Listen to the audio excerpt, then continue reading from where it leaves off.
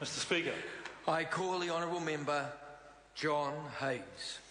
Thank you, Mr. Speaker. It's interesting how the worm turns.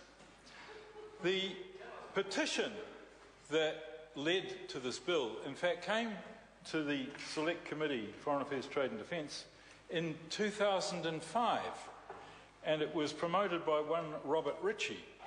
And the then government, now who was the then government in 2005? It was Labor. It was a Labor government. They let it sit on the table because they didn't want to address it until this government, the national-led government, came into office in 2008. And at that point, we had the appendages to address the issue. Now, Mr. Speaker, can I just draw on the report of the then Select Committee, which happened to be under my chairmanship.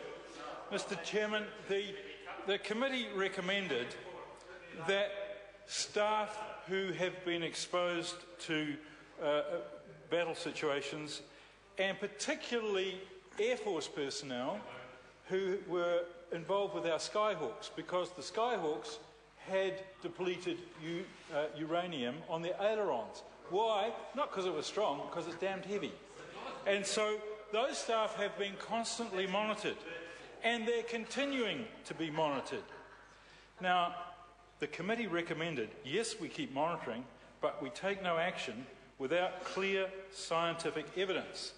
And I'm interested that Mr. Twyford pulled up comments from the then CDF, General Mataparai, because I very clearly remember asking Jerry Mataparai, the then CDF, are you concerned about exposing your troops to situations where there is depleted uranium? Check the record. He gave an unequivocal no. He had no concerns about that. Now, this bill, if it were implemented, would make our soldiers criminals if they got into the wrong armoured personnel carrier or Humvee on a joint operation. It would make our people criminals for calling in air support or artillery support from any ally and failing to check what ammunition they were going to use. It would make criminals of our people planning UN peacekeeping operations who authorised the deployment of foreign nation vehicles with the wrong kind of armour plating.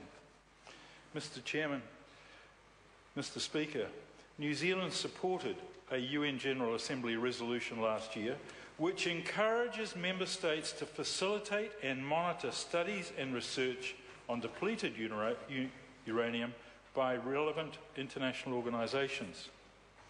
Mr.